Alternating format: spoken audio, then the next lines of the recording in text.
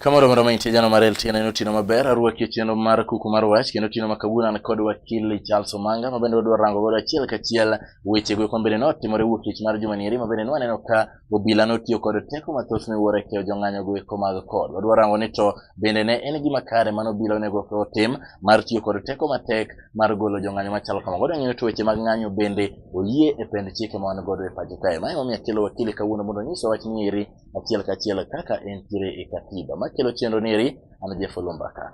Rwaki e studio. Erokamano Jeff. Wakili Mosoganda wa inyisi gi nyingi kendo mondo nikora muga jwang kamoro amoro ma intie muneno otino masane an nyinga Charles Omanga an okil kamaloka. Erokamano nya wakili Charles Rwaki e studio. Ageno ni bende in achiel kuom oganda mano neno gima notimore wuok tich mar juma nieri. Nyiswa ni to tim mano timore e kind obila kod jopiny mane ng'anyo e nyima pieces mag IEBC inyalo wachna.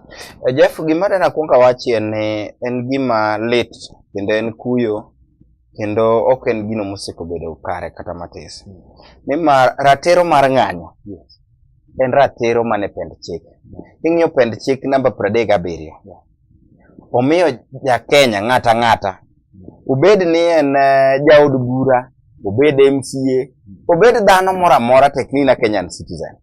It is your right, the right to demonstrate, the right to picket, and the right to present petitions to government authorities is a constitutional right, and it is a non-derogable right. Teni en ratero mari mangato knya wacho ni koro walimite watami, iwinja, okunego tami, unless kadipo ne demonstration and for an improper motive, en mar dwaro moro machielo ma opogore gi man tok chik.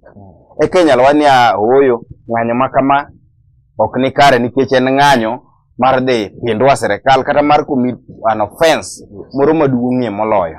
But generally ratiro mar ng'anyo en mar ng'ata kendo oganda nigi ratich mar ng'anyo. Koro gimoro ni weche moko mosebedo kaka neno kata jotendwa mag serikal kata ji mopogore osebedo ka wacho ni ng'anyo en tok chik. Gima jokod timo kata moganda ma jo Kenya timo moriwre kod gin tok chik. Aparo ni an adwa na wach ka tino masani ni mano ratiro manie katiba maonge ng'ata manyalo wacho ni oyo kora tamo jo Kenya ratiro margi mar ng'anyo. Yes. En gibene tiere pend chik. Yes. Erokamano nya Charles Omanga. Winje to nyiswa ni to kalure kod teko mabende ne obila otiyo godo. Nyiswa ni teko mathoth machalo kamano onego ti godo e okang' mane. Ka ng'anyo bedo mar koko eko onego ti kod chik no koso ka ng'anyo en mar mulo to onego bed ni tiyo kod teko machalo kamano. Kata ka wawacho ni ng'anyo mopogore gi mar mulo. Yes. There is very few and limited circumstances ma police oyiene tiyo gi excessive force. Yes. To gima nyiche waneno wuok tich machielo cha kendo gi wuok tich makoro mane waen. It is highly regrettable. Kendo en gima letie miwuoro kadipo ni Kenya masani ma wantiere gone. Dipod ni police kata serikal nyalo tiyo gi teko machal gi manye gitiyo go. But gima dana wachi en niya, king'iyo kata tipo kata clips mag joma ne police go ka kijana machielo. These are people who are running away. They are now leaving the scene. Giringo gi run away from tear gas. Giringo gi wete yudo ka police lawe literally. Pile ka pile kata jeku kata joma gore gi police. Sama ng'ato oseweyo chalo ng'ama sarendo. Ing'eni ng'ama run away chalo ng'ama oting'o bade malo. Teni en ng'ama police okone be kani police kendo ko kalawe. Or police miro mogo gajo tiendi kata goyo on the way. It is unacceptable. En gima okunego timre kendo paro kendo temo kwayo gi muolo. Ni gik me chalo kamagi gin gik ma build hatred. Giketo nyiego gi mirima matut e chuny oganda.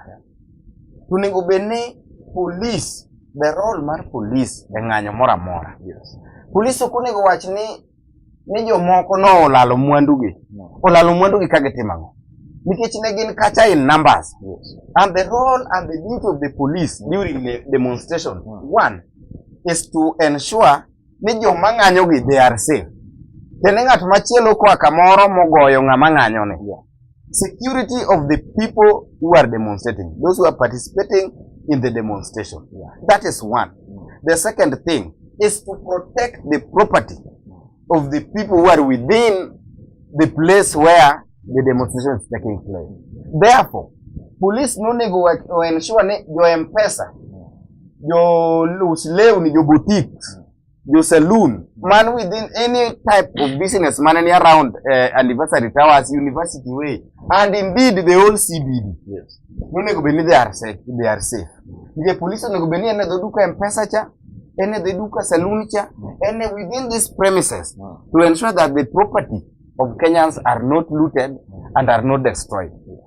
But if their concentration was let nobody access Anniversary Towers. So jotend code kamuti ngumulu Raila Amolo Odinga, Kalonzo Musyoka, Moses Wetangula, James Orengo, gi jotelo mamoko mpogore. Jokanenigi malalamishi margi. They had a petition. Mane gidwa nigi access the premises, the presence of the Anniversary Towers, mondo get present the petition to the IEBC commissioners. But what we saw, or what was witnessed, jimaji nyicho neno, opogore gi ng'anyo mamuol, nikech king'iyo dibiro ni Orengo ne wuoyo ka address ka ji obedo piny. These people were not violent. Jogi ne onge lweny, kendo ne ogigore gi police. To kikawo tear gas en gima onego tigo kidisperse godo joma very rowdy, joma goji kata kama lunyuke ma ji negore. In fact, kitiyo gi tear gas, to joma odhi mobedo piny, morie tiendgi, koro giwuoyo gi address jong'anya, giwuoyo gi address jofwambo gi keyo, tidiro tear gas chunye wuon kama jotelo gi obede, kama raia temie ng'anyo mamuol. Mae mano miyo gini otan or degenerate into violence. Bende nok en violence nikech onge kama nene tipo kama japiny omake police gadhong, kata okawo kidi togo police, kata okawo luth togo police. Sama nodir tear gas, gima wanyalo nene ni ng'ata tienda gima chama tuoni. Tiendo kata sama tienda gima chama tuoni ne, police bende kama lere en bende wuok kodi. Koro Jeff, gima nyalo wacho en ni gimotimore responsibility ok onego bed kuom jotend kod. Nikech gin aware ni wuok tich ka wuok tich. In fact, it is not even a demonstration. There is what we call sitting. Sitting ente ni udhi kacha tu beda beda kanyo nyonuru maonge wuok. Mano bende ratiro mar ng'ata. En kata Universal Declaration of Human Rights. It is among the human rights, the 30. Even in the Universal Declaration of Human Rights, nigi ratiro mar sitting. Mane mono mine no, those are among the 9 violent means. Okenge mamoko minyalo kawo mock armed conflict, mok joting'e kidi, mok joting'e rungu, mok jokawe betni, mok jokawe pelni. En tiende ni ji nyalo demonstrate, ji nyalo stage a sitting. A sitting en ni gidhi kama gidwa tere ywak gi kwayo margi. Gibet kanyo maonge wuok. Kendo gibet kanyo kinyi, gibet kanyo odhiambo, gibet kanyo otieno. Mano bende ratiro mar oganda. Koro ka nche waneno gimosebedo katimore kata king'iyo gimotimore Kisumu. King'iyo kata clips gigo mane social media. Iyudo nitiere kama police odhi adhiya nyaka Odwadu, Kenyatta Sports Ground kacha. To gichalo nyithindo, in fact nyithindo manyiri mar not even violent. And you could literally see when they are running away, they're running away from the police. So look at police moro chumudino negi dot. Nyithindo manyiri. Kochwadogi. To erungu tingo bunde kone. Kono mako go bunde to kone utingo go nyaudi. Koro Jeff an gima kwayo sirikal. Lieutenant Lieutenant. Motel negi Inspector General Boynet. Yes. Gimoluor Mugosi Honorable Joseph Ntaisiri. Nika giyie to police ochak obede a bit civil, obede a bit reasonable. In the attempt to even curb crime, in the crime prevention, the use of excessive force or even force itself should be the last resort. And it should only be employed when the life and the security of the security officer, who is the police, is in danger. Then these people are oketo ngima police majarita kwe mo biro ng'iyo ne ng'anyo bed mamuol mondo mwandu japiny kik kwal cha. koro gi hatarisha ngima ng'amo biro miyo mane kama force. I'm saying force. I've not used excessive force. Force onego tiyo mana in that particular circumstance. But ka gik manyicho temore wuok tich, mwaneno Kisumu, mwaneno kata bombe moko, Kisii kuonde mamoko, taparo ni Kenya ok ni kama ber. Onego wabed piny dialogue. Jobed piny opim wach. Nikech ineno gima timore Jeff. Responsibility jukumu mar serikal. Onego beni kaka warelate with opposition kata gi leaders mane government. Onego bed mano makelo utangamano. Makelo uhusiano maber. Makelo kwe. Makelo hera. Makelo manyiso bolruok. Manyiso luor. Iwinja? Nikech kata mana office mar Inspector General. Kata mana office mar Moluor Nkaiseri, ma CS mar Interior and Coordination of National Government. In Article 73 of the Constitution and Article 75, responsibility of leadership. Wacho niya, authority assigned to a state or public officer is a public trust. A public trust that should be exercised in a manner that demonstrates respect and brings honor to the nation and promote public confidence in the officer holds. The nekumi thuolo mar telo ne jopiny. Mano katiba wacho. Yes. Kifungu mar 73 to gi 75 mar integrity to gi 73 mar responsibility of leadership. Owacho ni kumi ng'ata momi thuolo mar telo ne jopiny e office moro amora mar sirikal kata mana mar sirikal county. Yes. En thuolo no momi mar kelo luor ne office no, nyiso kido maber ne jopiny kendo miyo gi chir e office ma officer no nitie. To gik mosetimore juma manokalo gi juma ma wantiere gone, ok en gino ma promote public confidence, ok en gigo ma brings honor to the nation, ok en gino ma demonstrate respect to the people, ok en gino ma promote integrity, ma brings integrity in the officer holds. Koro wacho ni gik mosetimore pok onyiso kido maber. Kendo pok onyiso ni giluwore gi chik.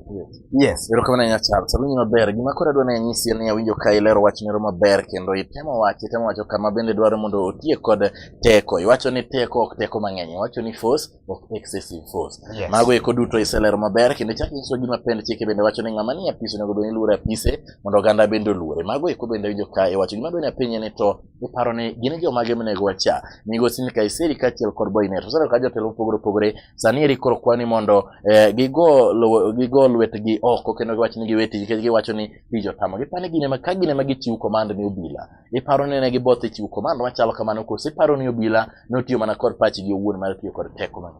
An officer works under instructions. Ok gichalo jomin wach ka wan. Ok anyal wuok ka sani tadhi e court Jeff ni bwana Jololu aneno ka chando Jeff abire court. You must give me instructions. When you instruct me, inyisa no manga adwa ni dhi chung na case. En magi mama aseneno koko dhi na ber kara mar tich. Koro wuok based on those instructions. Ok anyal dhi timo gimoro mopogore gi miwachona. Kata neno kenda wuon. I have to advise you. I have to act for you and represent you based on and within the instructions. The police works under instructions. Yes. They cannot leave their places of work and then they go and start beating and chasing people around town. They work under instruction. Whoever instructed them, they fall within the Ministry of Interior and Coordination of National Nkaiseri, okay, Inspector General of Police, Moluor Boynet. Koro jogeji ariyo man gi duoko. Wanyalo penjo to oyo. Diponi nuoro jogi no dhi ogo joka. What was the instruction you gave? Koso nitiere jatend police moro e rank mapiny mano chako chiwo a different instruction. Mano gine magin responsible. Both of them. They are the people who have an answer to Kenyans. That did they act in excess Yes. of the instructions that they were given Yes. when they were living in barrack, whichever place they were living at that particular time. Winyo bere okaw gai mar obila Mix Joseph Boynet ne owacho ni ose instruct kendo itimo nonro mondo fweny ni to gin obila mage ma notimo kosa machalo kama. Gima dwani apenje mangeni piny mar Kenya oganda mathoth kabisa owacho ni we are an investigating society. Wa investigate kata gima waneno. Picha kata tipo manone kaka obila ne nyonore gi ji kacha chande kata obila mane chwado ji mathoth ne en gima none maonge gimoro mochako dong' miwacho ni wadwa investigate. Gima wapenji ni iparo ni ka gitimo nonro machalo kama indi jok mobi yudi kod makosa kata obedo ni oganda ong'egi be iparo ni bikawnegi okang' madwaro. Pod anyalo wacho kambere ni an gi geno ni bro kawnegi okang'. Nikech kata kinde mokalo waseneno kama polis monego ji moginene ikawnegi okang' kendo itwegi kinde migitwe. Neno kama nonego Kwekwe Tangaza. Yes. Tandaza in Kwale. Ne otere do madong' ng'ado ne bura. Mano timo gima chal kamano Kangemi mokalo. Yes. Waneno kokawnegi atwa. Koro pod kata kama bedene I'm convinced in my mind ni ibro kawnegi atwa mowinjore. To gima chielo ma adwa na wachi en ni investigation ma wasiko godo ni kiny. The police are still carrying out investigations. Yes. They are in hot pursuit of the criminals. Apparently we should move. Yes. Because we have a very able leadership. Able leadership of Joseph Nkaiseri and the Inspector General of Police Boynet. These are people who are able and have the ability. If they decide to do something, I believe that they will do. And I still believe, even as I sit here, that they will take action against those officers that will be found to have used unnecessary or unreasonable force against the demonstrators. Yes. Pero kama nya Charles awinyo ber gima dwani anyisa ni to koro oganda bende ne kapenjo mathoth miwaro wacho ni to IPOA ni kure reforms mano kel kod IPOA mano IPOA dul mochung' ne ga weche giko mag obila kare gin kure be wanyalo wacho ni IPOA kalure kod reforms mano wang'eni ginyalo kelo kalure kod gima bende ne oganda oneno bende iparo ni IPOA niri osebedo katimo tich maber. Okanyal wacho ni pok gibedo ka gitiyo tich maber nikech onego bedo na case basis. Onego wabed ni ka case machal kama ka wapimo gima this is how it was handled. Kama kaka ne IPOA time, kama kaka ne Police Service Commission odin gi this issue. Koro anyalo wacho ni they have the ability and independent police oversight authority IPOA motelnegi Macharia Njeri Mulur Macharia Njeri gisebedo e forefront. Aparo ni kata un mujo fwambo gi KU seneno kata tipo kata kaka o respond to issues kata mana kaka nyo wuoye kineno body language negi kata kaka no wuoye tineno kuwuoyo ka ng'ama nigi chuny nigi utu kendo ng'ama be nena adieri gimotimore nade ok otimore kare. Koro an bende pod an gi geno gi yie ni gibiro timo gino mowinjore mondo mi wayud haki ne jogo iko mohinyore. Pero kama nya Charles awinyo maber ka wadong' mana gi dakika 2 kende bene ok nyisa to koro nyisa ni to iparo nade kotino kod duol mar IBC ne waneno ka pod giramo ni kata nade kane gidhi e board committee nyim committee mar the Justice and Legal Affairs e bura ne giwacho ni kata nade to ginyalo wuok to giwacho ni onge makosa moro amora ma gisetimo. In kaka Charles Omanga kade iponi in kod thuolo mar wuoyo kod jogi kata miyo gi advice inyalo wacho gima nyalo nyiso migosi Sakasan ni nonego bed ni osewuok ka kende wuon chon nikech ka kanisa ni osewacho ni wuoguru Law Society of Kenya osewacho ni wuoguru riwruok maduong' mar jokotu Kenya kama tiye owacho ni biuru ito koro in te in wuod nyanga ma pod chake wache ni nitie katiba monego lu gima chal kamane the first wasebedo gi history e weche mag electoral reforms.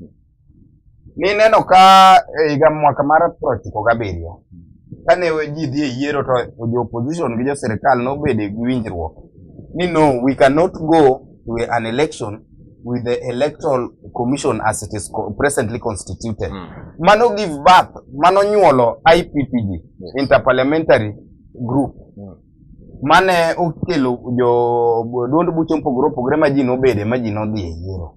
The same can still happen. We've seen several amendments to the constitution. Why don't they amend the same so that we restricted the IEBC?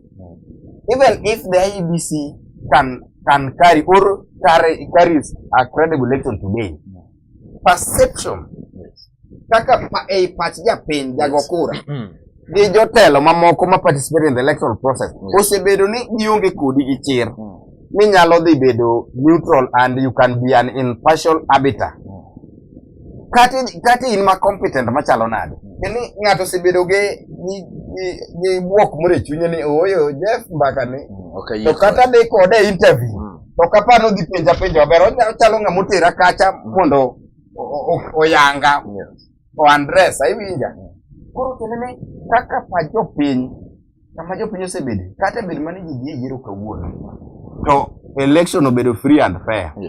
People will say no, we do not have confidence in the IEBC. Therefore, the most honorable thing to do is just to resign. We've seen several ministers saying, oh, I would rather die, I would not resign. But at the end of the day, because it is that collectivity in the body of citizenry, no.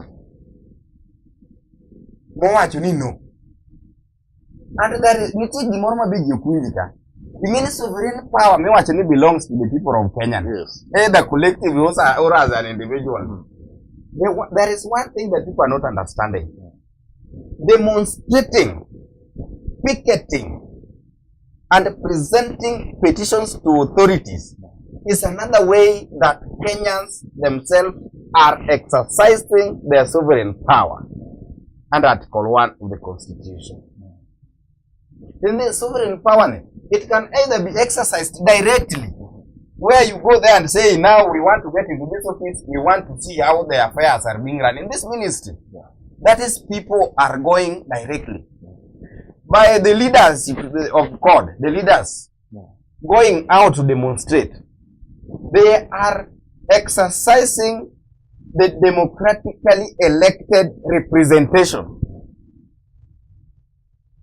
And not forgetting, many people will major mo yergi, jotelogi. Gimbe Kenyans, they are also citizens.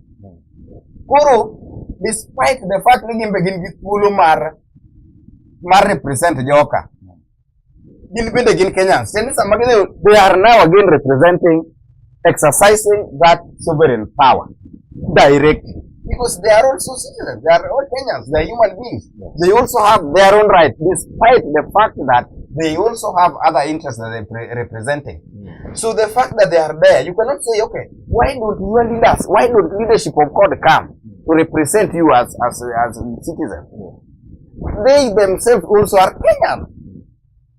So because with them, they don't have anybody else to represent them. So they can also decide to go there to exercise their sovereign power directly.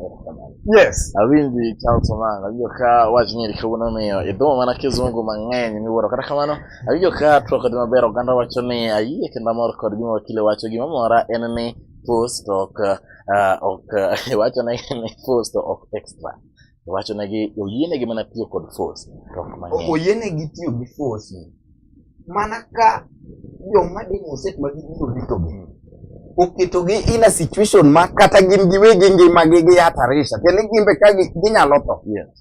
E kama oyienegi tiye gi force, not excessive or unnecessary force, but only in the circumstance mangimagi, security and safety margi can be compromised by the whatever is happening. Tene ka ng'anyo ni oketo gi siyo mama kata gin ngimagi ne kona mama kata gas moro nyalo muoch. Sukuni gi yugi force mar dero tia gas mondo jogo ringi kapok gidiyo gima dhi muocho gi cha mondo gimbe giyud thuolo mar wuok e scene. But gik mwana osetimre gi pok nochopo level ma they should employ force. Kendo destruction of property, their work is to look after these properties, not to tame or to chase people away or to fight or to kill or to maim. Is to ensure Gisiku Kenyans, Yes. which are within the presence of anniversary towers. Kama na Yes. Charles Omanga hiyo kaganda mar wacho ni bende obila go eko nego bene chiwa rita kwe ne jong'anyo go eko. Gichiwo rieko ne jong'anyo to gimwandu mag jo-Kenya mane pap e alap weli time ng'anyo. Bende ko lungo nyanga tum chopo kaindi thuolo maro de wuoyo mathoth ne wuoro. Kama ne maji gin weche bende no mako doganda juma nyiri ka bende kara kidhi e Twitter yudo mana ka oganda wacho ni stop police brutality. Maendi e wach mosebedo ka omite kamoro amora dune opogore opogore osebedo ka wach nyiri social media wach nyiri nitiere kamoro amora wan bende waketo ga achiel mondo wang'e ni to en ang'o mowinjo otimre. Goni kama ndio ng'anya kum chopo nanga. Wacha kwa luongi wakili chaki duogi mondo ler ne oganda wa weche gi eki ka giwinjo gi achiel ka wuok e pen chike. Ka wuok e TV, Jeff Lombana.